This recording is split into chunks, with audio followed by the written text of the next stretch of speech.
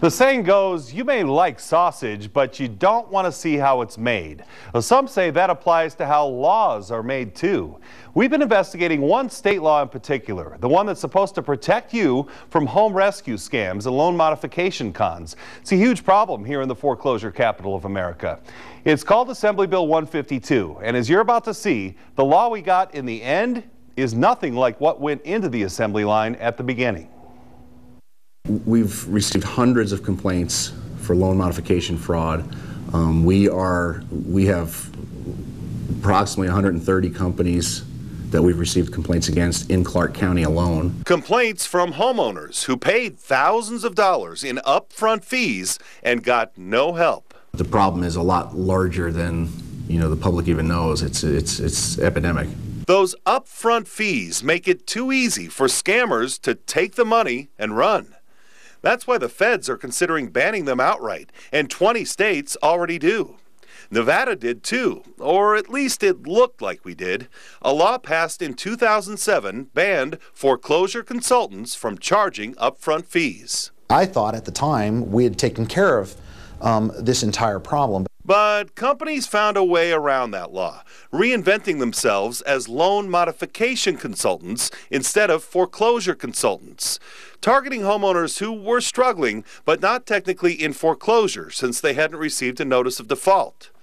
The Nevada Division of Mortgage Lending and its commissioner, Joseph Waltuck, decided that loan modification was a gray area, so the law didn't apply, and those loan modification consultants were free to take money up front. His office interpreted the law so narrowly that it only covered people who were in foreclosure that minute, not people who were going to go into foreclosure.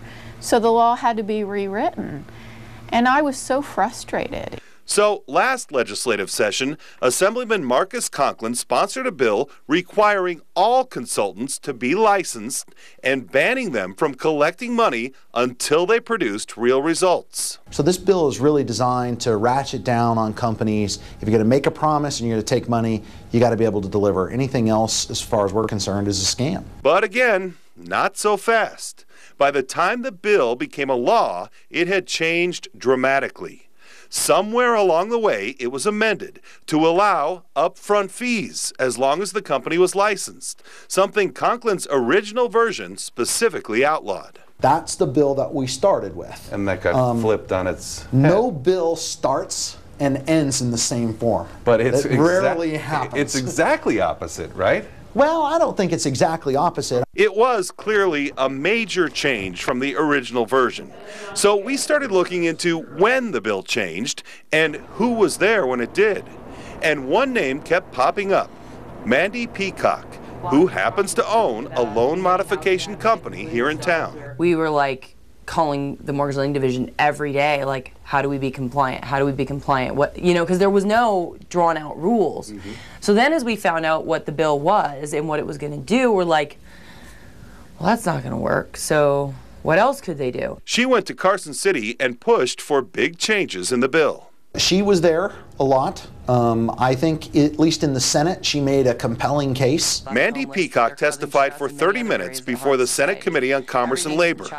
And while she talked a lot about protecting consumers, the services spoken of in this bill are necessary ones to keep people in their homes. The changes she pushed for seemed to be more about protecting her industry. Chief among those was allowing upfront fees. Loan modification and foreclosure consultants, we must collect directly from the consumer.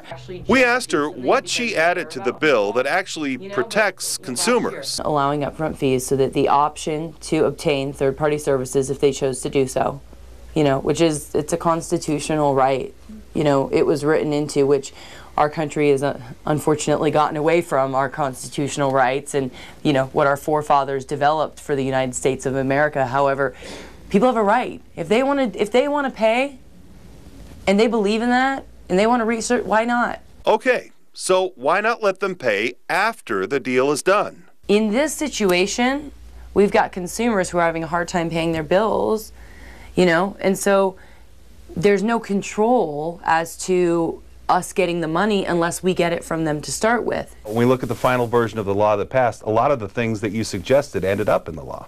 I would say conservatively that we amended about 50% of it. And while Peacock had every right to make her voice heard, we had to wonder if the lawmakers might have listened a little too much to someone who had so much to gain. She was at my doorstep probably every day for 2 months.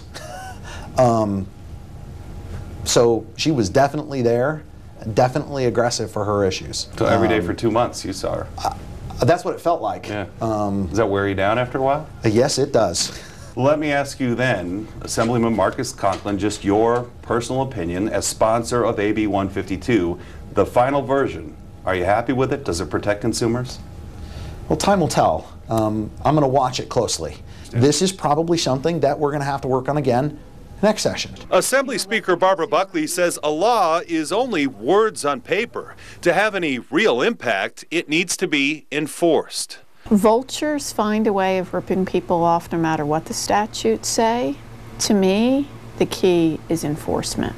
You got to have a tough regulator. And again, the chief regulator for the loan industry in our state is Mortgage Lending Commissioner Joseph Waltuck. And Speaker Buckley says that may be the real problem. I haven't had faith in this commissioner since he was appointed. He came from the industry, and I think it's his orientation to protect the industry and not consumers. And that's where we'll pick up the story tomorrow night at 5. We'll explore the relationship between Commissioner Waltuck and the industry he regulates, and one business owner in particular. You might have a guess as to who that might be. That's tomorrow at 5. Hope you can tune in for that.